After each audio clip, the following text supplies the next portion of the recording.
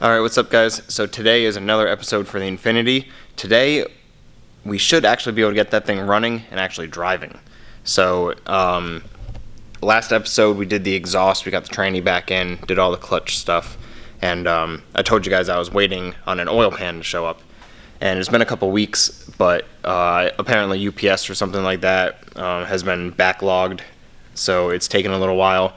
But oil pan just came literally today, came this morning. So I'm here right now. I'm gonna go. This is gonna be the first thing I do today. I'm gonna put it on, let the RTV start settling. In about an hour or so, I gotta go take a look at something. So I'll have to leave here, and then when we come back, Matt will be here also at that time, and we'll get this thing started up, and then we'll go take it for a drive. And it has an LSD. Maybe we'll go do some donuts too. But let's just take a look at it right now. Matt did some detailing on it, so I'm not sure if it's going to be before this video or after this video that I'm going to have time to actually edit that video, because Matt did a lot of filming, a lot of GoPro footage of that detail. So either you guys are watching this and you guys already saw that detailing video, or it's going to be the next one after this. Let's just take a look at the G35 real quick, and then we'll just jump right into getting that pan on.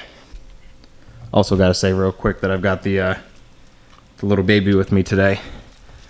She didn't want to stay at home, and usually I just drop her off at my parents' house with the other dogs, but I figured I might as well bring her up with me right now, so she's just walking around. But so let's look at the G35. I don't know how well it's going to pick up on camera or not, but it is so much shinier than it was before. The roof isn't nearly as faded as it was.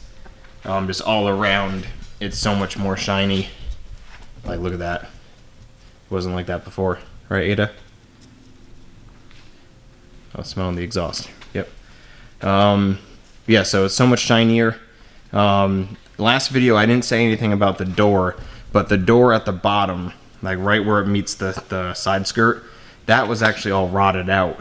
And the problem was that this window trim, this window seal, was actually missing, and the door was all rotted out underneath. Now, I know a couple people in body shops, and I sent them pictures, and I was like, hey, you think this is savable, or should I get a new door? And all of them pretty much said just to get a new door. So I found a door that was silver, and the dude wanted like $200 for it. It was a complete door, and $200, it was silver, so the downside was I'd have to get it painted. But then luckily, literally, when we were just picking up that black GS over there, I found a dude close when we were getting that car that had a black door, that he was actually parting out a black G35. I messaged him, I was like, hey, do you still have a driver's side door for it? And he was like, yeah.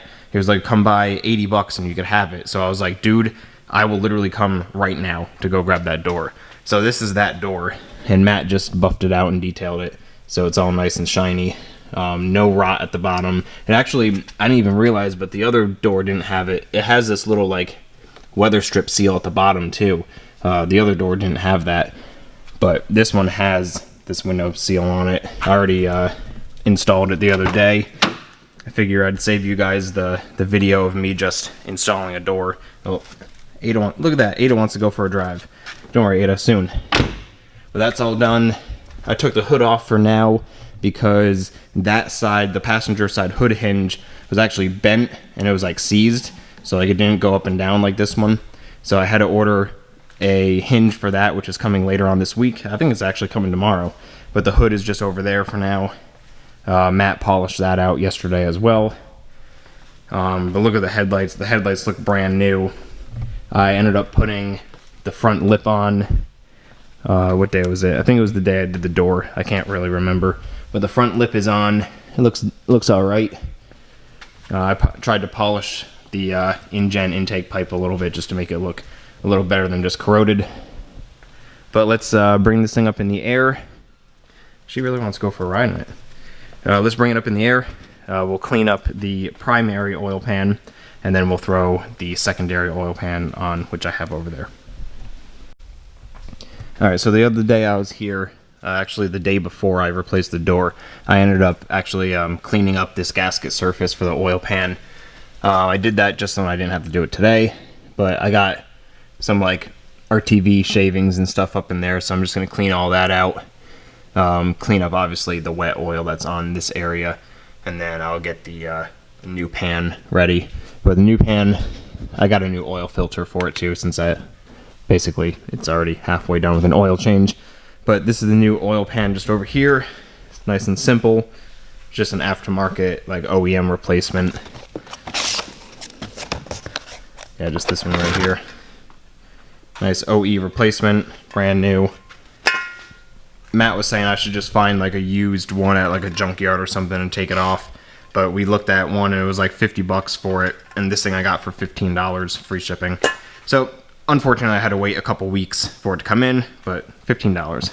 Then all this, if you guys are looking at all these goodies over here, like these White Line and Super Pro stuff, this is all stuff actually for the BRZ, which the BRZ I've been accumulating a little pile over there for BRZ stuff. BRZ will be worked on probably in like the next couple weeks or so. So be on the lookout for that. BRZ is going to be getting some upgrades and some just, not even just upgrades, just stupid things I need to replace. But today's for G35. We're going to be get this thing running today. So I'm going to go clean up that oil pan and get ready to put this one on. Holy crap, guys. I just got super lucky with the oil pan. So just like I always do, I had the oil pan on my toolbox, and I'm putting the RTV on it to go put it on. And I put it on, I put it up there. I start 2 bolts just to hold it in place. And I'm going over here grabbing the other the other bolts, and then I'm coming over here, and I realize that the oil pan, the new oil pan I got, is smaller than what the primary oil pan is. And see, it's actually this oil pan over here. This one, this way to this way, is actually narrower. And I put this one so you can see the RTV on it. I just went to go put that one on, and it wasn't fitting. It wasn't lining up. Like, it wasn't the right size. It was smaller. So who knows, maybe it was for an all-wheel drive model or something like that. But luckily, I ordered 2 oil pans, because the first one, I don't know which one it is, either that one or that one, took a couple weeks, like I said. The first one that I ordered took a couple weeks, like I said earlier. And I wanted to try and get this thing started like as soon as possible, obviously, because I wanted to try and drive it. And it was taking forever. Like, it took like 2 weeks. And I was like, I messaged the sellers on eBay, because I, of course, ordered off eBay. And they said that they shipped it. They gave me the tracking number. And whenever I would search the tracking, it just kept on saying California. And it showed that it wasn't leaving California. It was just staying in Cali. So I was like, you know what? Screw it. Let me just order a second one, and we'll see which one comes first. So, and also the funny thing is, when I said that the oil pan came today, literally both oil pans came today. So I don't know what coincidence that was, but I went to go put on that one right there that's on the SC's hood first, just because that's the one that I ordered first, and the second one I just kept in the box, and I was just going to return it. But that first one didn't fit, and I was like, crap. I'm like, now I can't get the thing started. And I was like, wait, I brought the second pan with me. Let me go take a look at it. I brought it out and I compared it to the other one, and it was actually bigger. So it's the one that I put in right now. So now I'm using the second one, and it fits 100%. It goes all the way on, and it seals completely. So, oh, now I'm getting a phone call. But so now I'm using the second one, and now I'll just have to clean up the RTV on that one. And either just hold on to it, because who knows if I can try and return it or what the hassle is. Literally, it was $15, and same with this one. This one was 15 bucks too, so I might just hold on to it. Who knows? But that sealing, we're all good now. I'm gonna try and clean up some of the oil residue off the subframe right here. But then basically now we just gotta wait for that to set up a little bit. While I'm under here, I'm gonna change out that oil filter that's right there, and then we're good to go. So actually, let me show you too what I did. If you remember in the exhaust video, towards the end we were like, Matt was jiggling the exhaust, because right before that I was saying how this area next to this cross member looked like it was going to be really close, and it was going to be hitting like if you go over a bump or anything like that. But a couple days later when I came in, this thing, like with the test pipe having flex pipes right here, and then this like wide pipe having a flex pipe too, it actually sagged and it ended up just resting on this cross member piece. So I was like, all right, what am I gonna do to try and get it to stay up a little bit? So I ended up, yesterday when I was here, I ended up welding my own little hanger right on the Y pipe and welding the other part of it to the transmission cross member. And I'm just using a Subaru exhaust hanger. So now I think, yeah, right now it's not hitting the subframe at all. See? Not hitting. So that actually worked out perfectly. I painted it up just so it won't rust. And now that's all set. So that would have just immediately started rattling if I didn't do that. Alright, so now when the RTV is setting up, I'm just going to do that filter real quick. And then I got to go kind of like a meeting real quick. And then we'll be back. Matt will be here. We'll throw the battery in this thing and we'll get to start it up. So we'll be right back. Okay, so I'm back. Matt's here now. We just took his IS out to go do a donut. But I already put oil in this. I put oil in it right before I left, and I checked underneath and there's no leak. So the pan should be sealing. Now we can try and just start it up. I put the battery in it too, and everything turns on. And right before I left, I just like turned the key quick just to see if the starter would go, and it does. So we should be good. And we're gonna start it. So that's gonna be right now. I'm gonna have Matt hold the camera. And we're just gonna start this bad boy up. See how bad it sounds with that cheap eBay exhaust. Alright, so we just pulled the fuel pump fuse to see if we could get this thing to crank over, just so we could get some oil pressure. We're gonna see if it actually tries to start or not. Let's find out.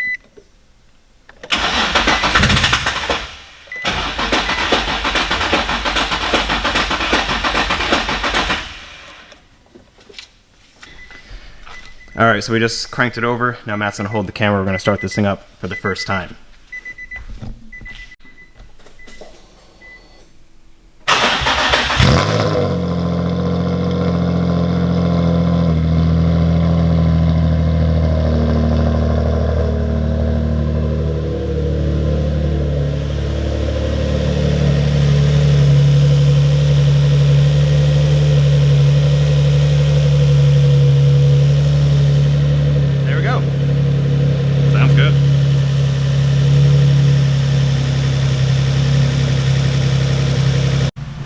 Alright, so she starts up.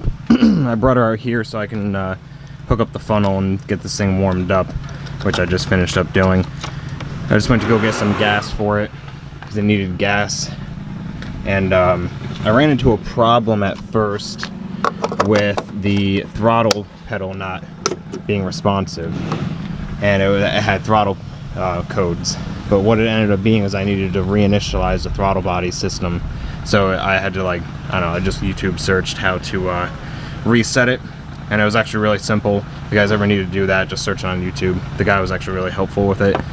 So it runs now. The only check engine light it has is for O2 sensors, since it has no cats now. But it starts up, it runs. I just put gas in it, and I'm gonna go take it for its first drive. Alright, so I just took it for its first drive. It drives good.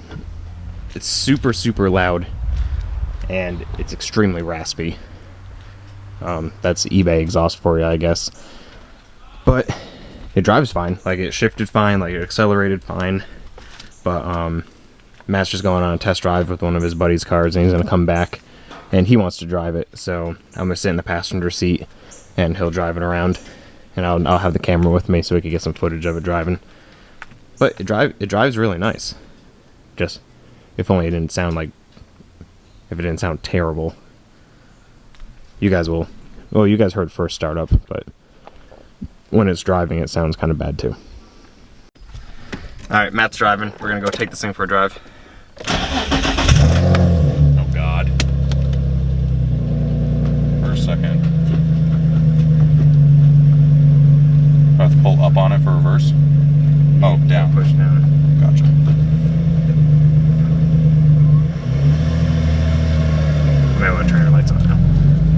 lights actually work too, surprisingly. It feels heavy to me. Steering? Yeah, like just like steering the weight of the car. Yeah. Oh my god, that clutch is so smooth. Oh. Throttle position was a little laggy for me there.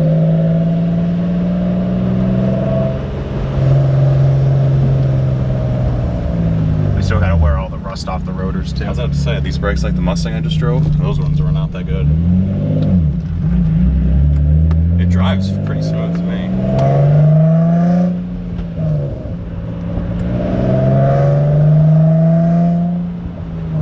It's the best $1,000 car I've ever driven. Yeah. I just go up into the school. What? I just drive up into the school now. Oh, no, I just went past it. I'll go to Dean Town.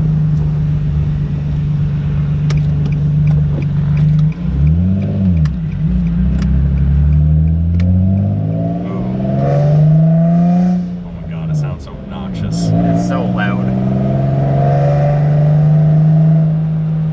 I can like hear the growl too much, and then it's just like massive rasp. Yeah. Like on top of it. And that's with 4 resonators and 2 mufflers. They obviously aren't doing Like, that's just like obnoxious. Yeah, I could do the whole. I don't know. I have to figure out. I have to figure out where the traction control button is too, or if it has one.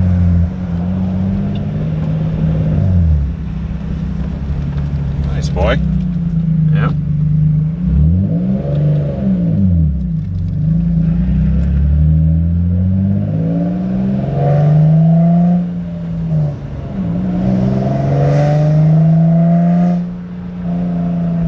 Like at like quarter throttle, it sounds decent, and then right when you go after that, it gets raspy. All right, I'm gonna get on it. Yeah.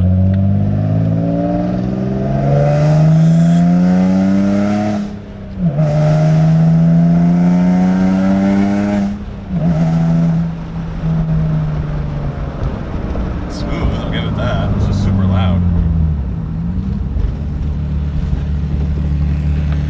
Smell the exhaust a little bit. Yep.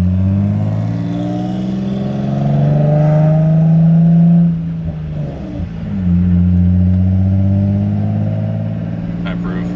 Yeah, it's not bad. It's not bad at all.